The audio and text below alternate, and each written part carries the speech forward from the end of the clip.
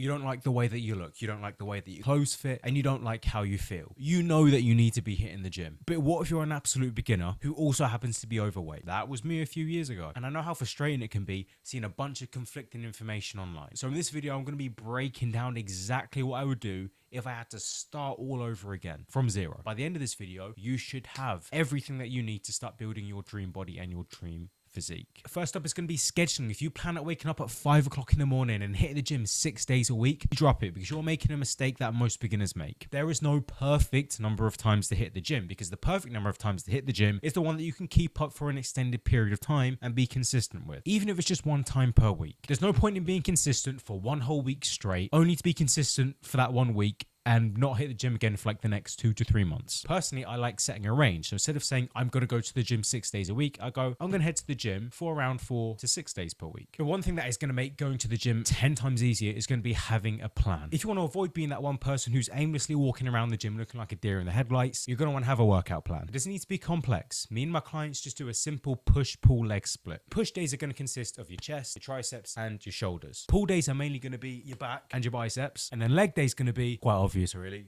your legs. But with so many exercises out there and so many varieties, which one should you do? I always recommend machines for beginners. I mean, just think about it. It is almost impossible for you to injure yourself. It's a good way to get the basic movement down. And I think one of the most important benefits of machines as a beginner is that they're way less intimidating. If you're new to the gym, maybe you don't want to go all the way to the weights rack straight away. Okay, there's going to be tons of people there you think they might be looking at you, etc. Using the machines is going to be a nice and easy way to break you in. You can always progress to the weights later on. If you're a beginner, you've got 2 methods when it comes to exercise selection. You got number 1, Curious George. These are like the biggest regret of my life. I bought these once, more than once, and then never wore them again.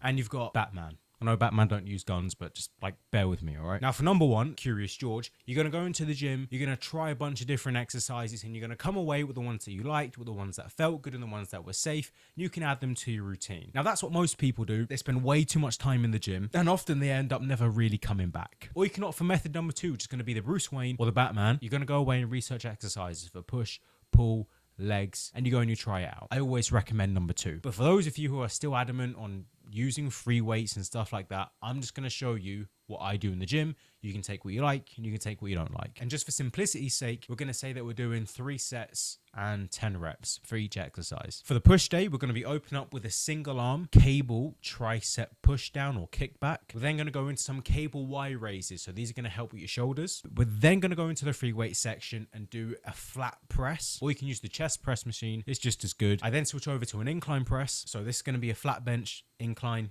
going up a little bit. Work a different area of your chest. And then we finish off the workout with some tricep push downs using a straight bar or V-bar or rope, whatever works for you. For our pull days, my favorite. So we're going to open up with a neutral grip lat pull down. We're then going to go into some seated rows, some lat pullovers, some cable curls with an easy bar. Then we do another variation of bicep curls, but this time we're going to be using D handles facing away from the cable stack and like going like this pretty much. And then for our leg days, which are arguably the worst days, let's be honest. We're going to be opening up with a kettlebell squat, then going to move on to a leg press, leg extensions, and hamstring curls. And no, I do not work my calves. Listen, if you're overweight, you're the last person who needs to do any kind of calf training. The amount of weight that we were carrying and walking around with for so many years, our calves are as firm as steel, if that's even a saying. All right, we don't worry about it. It's fine. Now, if you are finding this helpful, you can get more advice just like this every single day for 30 days for completely free. If you're interested, just hit the first link in the pinned comment. So now you know that you need to have a consistent schedule. You know some of the exercises that you should be doing. You might think that's it, but far from it, because there are still 2 essential things that you need to know if you want to get the best results. Number 1, you got to be eating enough protein. This is so we can actually help build the muscle. How much protein should you eat? Amongst all of the fitness and gym bros, it's widely debated. But if you're a beginner, just stick to 1 gram per pound of your body weight, i.e. if you're 200 pounds, aim for 200 grams of protein. A little bit under is just fine. And essential number 2 is going to be progressively overloading. Basically, just do more than you did last time. Train harder than you did last time. If it's 1 more rep, if it's upping the weight, if it's slowing down the movement, anything that you can do to up the intensity of the exercise compared to whatever you did last time. And a little bonus tip for the gym, one of the best ways to know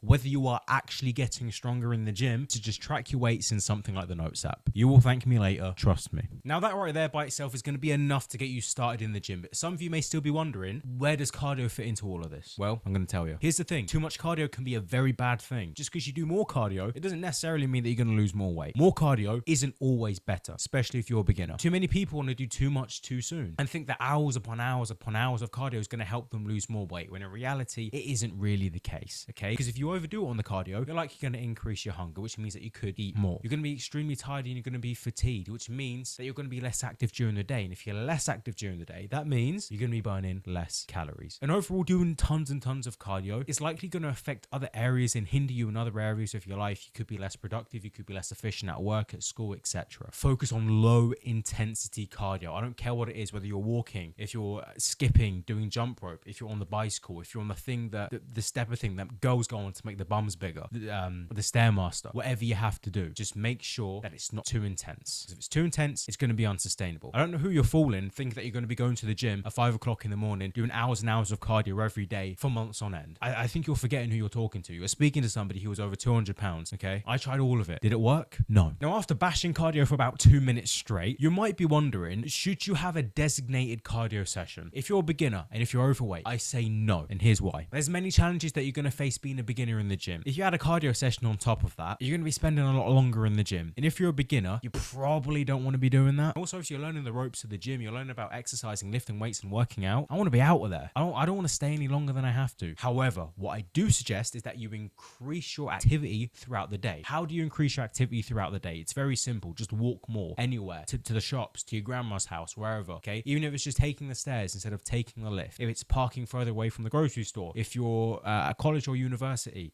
just walk more on the campus, okay? Get the steps in. It's so underrated. So many people neglect the easy stuff like walking and want to go and start running ultra marathons or spending 3 hours on the treadmill, okay? Walking is the easiest and most sustainable way to get in some kind of cardiovascular activity. And it's the lowest barrier to entry. Name one person who says, oh, I can't walk. Don't do that because you're going to get me in a lot of trouble. But the point is, keep it low intensity and please just make it easy for yourself as you're starting out. But speaking of trouble, if you are overweight, there's a good chance that you likely have some excess face fat. And if you want to know how I got rid of mine, I would watch this.